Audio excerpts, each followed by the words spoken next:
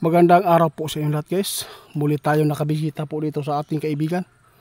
Dahil po marami po nga nagpaabot sa atin. Meron po silang napanood tungkol po ito sa bangayan po ng mga Duterte at Marcos. Kaya marami nga nagpaabot sa atin kung maaari daw itanong po daw natin kay kaibigan natin na Dwinding Linya o si tatay po ba dito.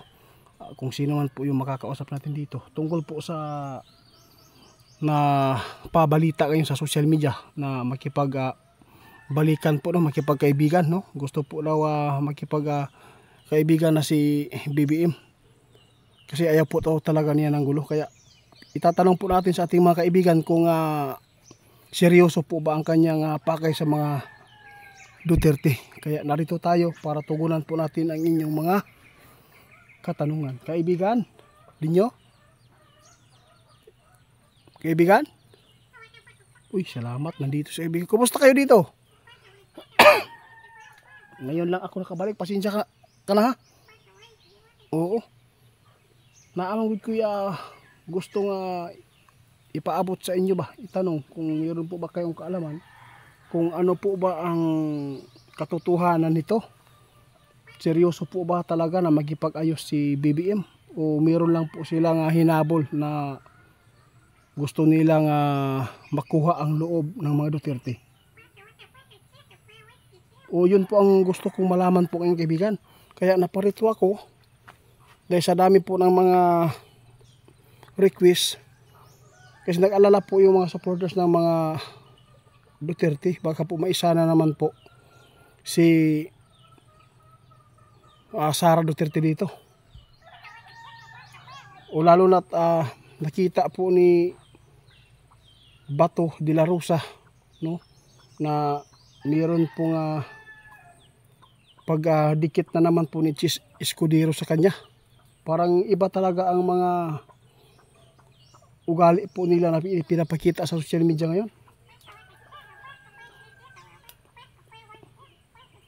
Kung ikaw yung tatanungin ko, ano po ba ang pakay po talaga ni BBM ngayon? Bakit po ay nakapagpasya po siya na makipag-ayos?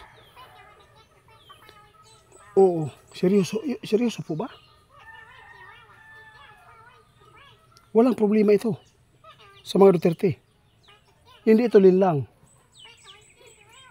Sus, nako guys, ito po ang sabi ng ating kaibigan sa lahat po ng mga supporters ng mga Duterte, no? Meron lang po ipinapaabot si kaibigan. Sa totoo lang po kaibigan, yun po talaga ang nakita ko din sa pakay ni BBM. Sabi ng ating kaibigan guys, no, ginawa ni BBM na makipag-ayos dahil po mula nang nanalo ang mga inendorso ni BP Sara Duterte sa senador, no, at saka kitang-kita po talaga ni BBM ngayon guys ang mangyayari sa susunod na halalan. Kaibigan, alam na po ba niya talaga na mananalo talaga si Sara Duterte pagdating ng 2028 kung matuloy man po yung halalan sa pagkapresidente? Sigurado na po ba talaga na magiging presidente nito? Pero seryoso gila siya nagpaabot karon. Seryoso gila niyang gusto na magipag-ayos. Bakit po niya ginawa ito? Kaya pala guys, ginawa po ito ni BBM guys. Alam po niya guys kung ano man ang kanyang kalalagyan pagdating ng panahon. Kung ang mga Duterte naman po ang mamumuno dito sa ating bansa, sigurado ito po yung sinabi ng ating kaibigan noon na sa kangkungan po talaga sila pupulutin. Pwede silang ma-impeach. Yun po ang totoo. Kulong po sila guys. Pwede po talaga dahil po sa mga nagawa po nilang kamalian sa batas. Pero kaibigan, yung pakay ni BBM po ngayon, ano po pa talaga ang nakita po ninyo? Yun lang po ba ang kanyang pakay? Baka mayroon pang malalim. Guys, sabi ng ating kaibigan, nakita ni talaga ni kaibigan, no, na seryoso po talaga na tumanggap si BBM sa kanyang kamalian at makipag-ayos dito.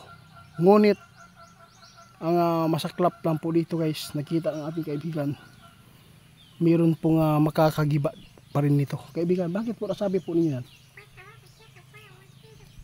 Seryoso po daw talaga guys si Bibi ngayon na makipag-ayos. Ngunit ang nakapaligid sa kanya, yun ang problema guys. Ang nakapaligid sa kanya, yun po ang nakikita ni kaibigan na makapagbigay po ng hindi maganda. Sus na ko kaibigan, kawawa naman si BBM, no? Yun po talaga guys, mabuting tao talaga si BBM guys. Alam po natin na kapag tao lang tayo, wala tayong perfecto, no? Hindi tayo perfectong tao. Ang nakita ni kaibigan dito, makapagbigay pa rin kaguluhan yung mga kasamahan po niya na gusto pong i-manage, no? Sila po ang masusunod. Yung nakapaligid sa kanya, alam po nyo guys kung sino po sila. Napakarami po nila. Makikita po ninyo ngayon si Chis Escudero, sobrang nagpapalambing na kaya bato. Alam po nila kung ano po ang mangyayari po sa kanila. Kaya sa lahat po ng mga nagtatanong sa atin kung seryoso po ba ang pakay po ni BBM ngayon sa mga Duterte na makipag-ayos, totoo po yan guys. Alam po niya na hindi na mapipigilan ang mga Duterte ngayon guys, dahil po minahal po talaga ng mga tao.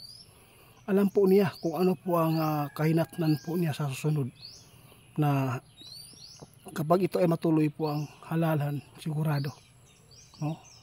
Ito po yung nakikita. Kaya si Amy, tama po ang kanyang ginawa guys, na makipagkaibigan po siya kay BP, dahil po dipinsa din po niya ito para sa kanyang kapatid, no? Para mayroon po siyang magawa na maipagtanggol po niya sa susunod kung sakali man nagipitin po ang kanyang kuya. Tawag ba dito? Kuya ba yung kaibigan? O kasi magulang? Mas matanda pala si Amy guys, o yung manghod. Kaya abangan na lang po natin guys sa sunod Basta ang ipinapaabot ng ating kaibigan, seryoso po ang Duterte o ang BBM po. Ngunit ang problema lang po dito, makapagbigay ng hindi maganda yung mga tao na nakapaligid sa kanya. Sila po mismo ang mga taong demonyo. Mabuting tao talaga si BBM guys. Kaya lang na ano siya ng kanyang asawa, mas asawa po yung nasusunod niya dahil po sa kanila ilatamba. Kaibigan, salamat, hanggang dito na lang muna. Meron po akong itatanong pa kaibigan. Mamaya na pagkatapos natin na maglinis po dito sa park guys, maglinis muna tayo dito guys, kasi meron tayong harvestin po dito ng mga hinog na tawag mulberry. Salamat kaibigan